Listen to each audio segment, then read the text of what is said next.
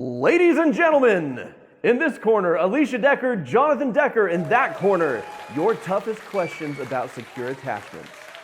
It's on Mended Light.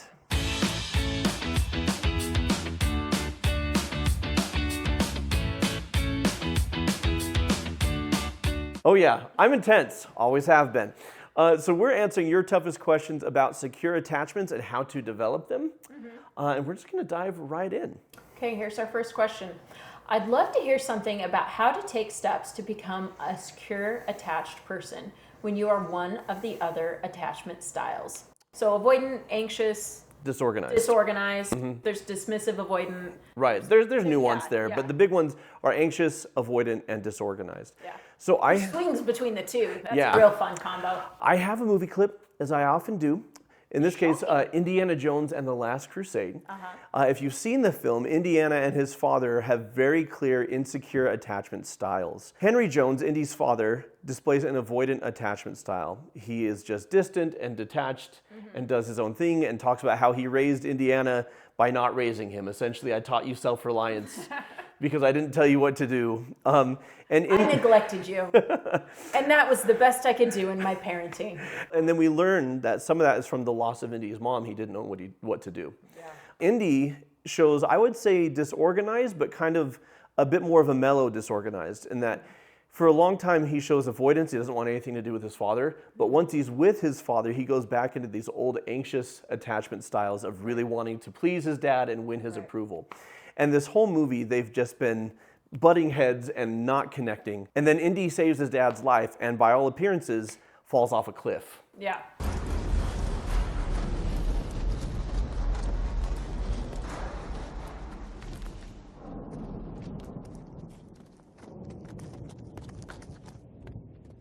Junior! Indy! Tank went over the cliff.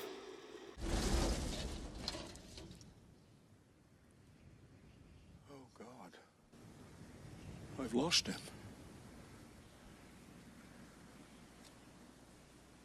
And I never told him anything. I just wasn't ready, Marcus. 5 minutes would have been enough.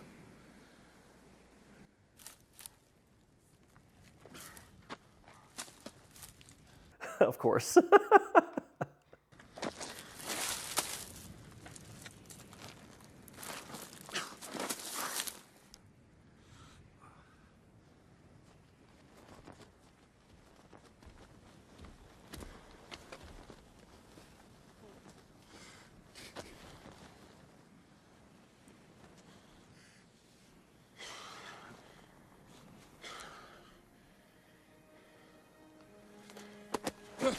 I thought I'd lost you, boy.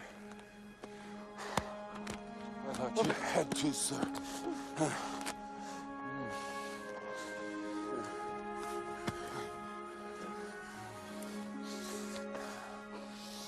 Marcus can't figure it out.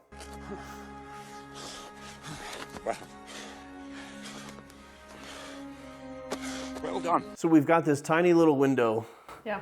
of what secure attachment looks like. Before they go back to their corners, they're like, okay, it's all good. It's like, okay, well done. And there's this great bit afterwards where his dad walks away and Indy collapses from exhaustion. And his dad's like, what are you doing resting? We're so close to the end, you know? And he's back to being a bit of a whip cracker. This is what secure attachment looks like. It's letting the walls down. It's being vulnerable. And that takes courage because you face rejection or you face the other person not knowing what to do with it. But this is how we develop secure attachments. Now you ask how to become a securely attached person. In this clip, we see this beautiful moment of attachment with another. For a lot of us, the process looks like, sure, we can try to develop secure attachments with other people and look for the people who will see us and accept us for who we are. But in the meantime, and anytime, we have to develop a secure attachment with ourselves. And what that looks like is that total level of naked, bare, vulnerable self-acceptance and love. And when we give that to ourselves, we could then give it to other people. And when we give it to ourselves, when other people reject us, it doesn't send us spiraling because we have the foundation of self-love and self-compassion. Yeah. Well, and those attachment styles come from our family of origin, right? And whatever blocks we may have there, it is our opportunity to work through in adulthood if we so choose.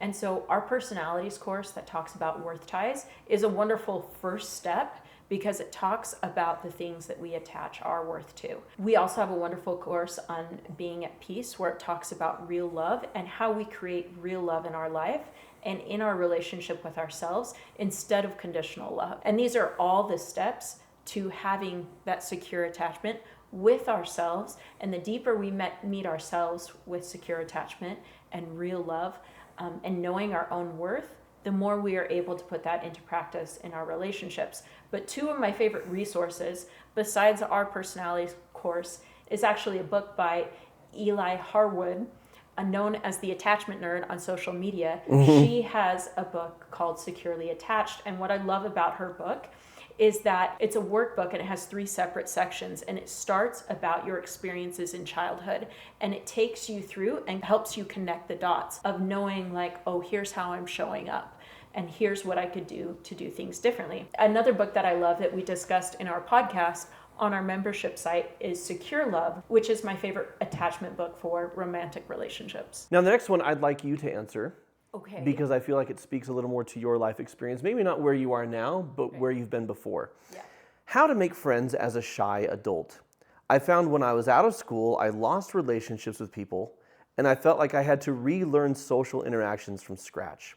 What is the secret to finding people that you can trust in a world that is becoming increasingly selfish? Now, there's several questions in there. Yeah. And I don't know if you were ever shy, but definitely more introverted and withdrawn sometimes. Yeah, my dominant personality type is an introvert personality type. My secondary is extrovert.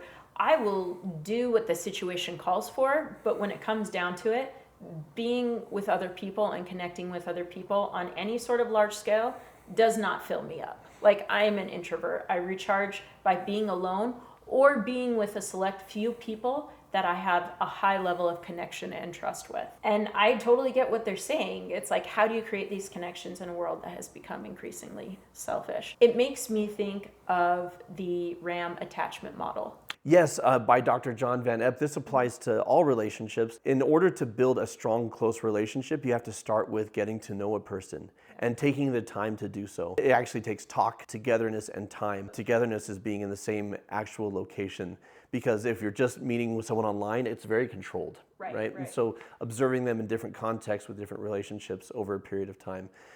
So getting to know somebody and then putting trust in them. And trust is how you test, okay, here's who I think they are. Here's the mental image I have of who I think they are. I'm going to trust them and see if they live up to that versus who they actually are. Constantly refining that mental image based on the new information. And is this a person that I'm going to give more trust to? And is this a person I want in my life? And how you test that trust is through reliance. I don't think there's a secret per se. Yeah. I think it is a process of building that relationship of I'm getting to know you, and then I know you more than I trust you, and then I trust you more than I rely on you. There's going to be multiple factors. There's going to be values differences. There's going to be goals and priorities in life. But that is the way you go about finding your people and seeing who lines up with you. I love to dance. You know I love to dance. And so I have a whole group of dance friends, and that's where our life overlaps and connects. And it's from a huge varying background. And that might be, for some of us, the only place we connect. And there might be other aspects in life that we also connect on. And I have deeper relationships with those people where other areas of our life overlap, and maybe per se our values and our life trajectory overlaps. Yeah. And so it's not about being a certain person. It's not about showing up in a certain way. It's not about a secret. It's about knowing your own worth, showing up authentically, giving yourself the understanding, the compassion, and the love that we all need. The more you do that for yourself, the more you're better able to meet another person that deeply. Yeah. And those skills are all attachment. And practicing those skills and living those skills is like raising a banner for people to flock to. And so you talk about a world that's becoming increasingly selfish. I don't know if that's true. It feels true to me. Yeah. But it may be true. It may be true, or may maybe not. we've always sucked. But I'm just Humanity has always had their challenges. I was just being funny, but the fact is, You find like-minded people by showing who you are. You know, here at Mended Light, we have one of the most polite, encouraging, loving comment sections of the internet. Yeah. And part of that is because of what we try and model and what we talk about, but you bring that, right? But I'm just saying, I'm not giving ourselves the credit. I'm just saying we put it out there and people said, ooh, this is a place I want to be. Right? These are the types of people I want to be with. You can do the exact same thing. Okay, last question. Any tips for overcoming people-pleasing tendencies and speaking for my own needs? Yeah, I think especially with healer personality types and dreamer personality types, we want to make people happy. Right? If I'm a healer, I want to bring them comfort. I want them to feel soothed and at peace. That's your superpower. Yeah. And it also can be your kryptonite. Yeah, and I'll talk about why in a second. And with dreamers, I love to entertain people and make them laugh, dazzle them, right? Whatever. So how is that? What's the difference between a healthy form of that and people pleasing? I think it all comes down to self-love. Self-love is what determines the motivation for that behavior. In my case, I loved to comfort people and entertain people, but because of my own insecurity and my struggle to love myself, I would provide comfort or laughter with the hope that I would get something in return. It was transactional. It was transactional, which also meant that I would adapt who I was for the situation so that people would like me and accept me. And that's people pleasing, and that's an unsure foundation to build your happiness on, your sense of joy and peace on. But when I gave myself self-love and self-compassion, when I allowed myself to see all of the nuance, you know, the positive, lovable things that were just immediately, this is the things I'm like, this is great, and the stuff I'm like, oh, this is a bit hairier, right? To throw that all on the table and to just love and to just embrace it and to say, this is me and I'm going to give myself that love. Then I still love to make people laugh and I still love to comfort people, but it's not transactional. And so now it's no longer about people pleasing, which also means nobody has power. They don't have the power to alter who I am or for me to chase after any little ray of sunshine I can get from them. I can be centered. And that also helps me to speak for my own needs. If I feel insecure, if I feel that I'm not good enough, if I feel like I need the acceptance or validation of others to have worth, I'm more likely to suppress my own needs and to not speak them because I don't want to be a burden, because I don't want to be a nuisance. But now, if I believe I have worth, if I believe my voice is worthy of speaking, same as anybody else's, then I'm going to put it out there. And people are either going to say, that's great, happy to meet that need and be there for you, or they're going to say, or if they recoil or judge it or attack it, I don't see it as a fault or a defect of my part. I see it as, oh, that person's not ready to meet me there. That's okay. You're not where I'm going to go to get that need met then. That's fine. Well, and all of that, because there's so many fun ways to talk about what you're describing, right? Mm-hmm. It is the journey to authenticity. It is the journey of separating your worth from what you value. It is the journey of secure attachment with yourself. And then as deeply as you meet yourself with that secure attachment, you're able to meet others. It is the journey to real love, which is unconditional love, right? No. Like it's all different ways about talking about the same thing. And it is the journey that all of us are on, because I believe that we are here to learn and grow, and that the first lesson that we all have to learn before we can learn anything else is that our worth is innate and we hold it within us. Mm-hmm. And if that's true, I can love myself unconditionally. And when I love myself unconditionally, it creates the safety to show up in authenticity. Yeah. And then my emotional oxygen isn't tied to whether or not you accept or reject or abandon. Like it isn't tied to what you do. That doesn't mean that I'm not going to feel sad or grief or anything like that if there is a dissonance in between us. Like, I will still feel that, right? But it's no longer eroding the foundation of who I am. Now, we talked about in this video attachment theory. We talked about secure attachments, various types of insecure attachments. If that's all Greek to you, then we want to deep dive with you because this is so powerful and can completely reshape your life. We've got a video, what is attachment theory and how is it affecting your relationships? Showing up right here. And there's a link in the description for you to check that out. So give that a click. So thank you once again for submitting your toughest questions. What is your single greatest challenge right now? Or what would you like us to address in a future video? Let us know in the comments below. Until next time, keep shining. We need your light.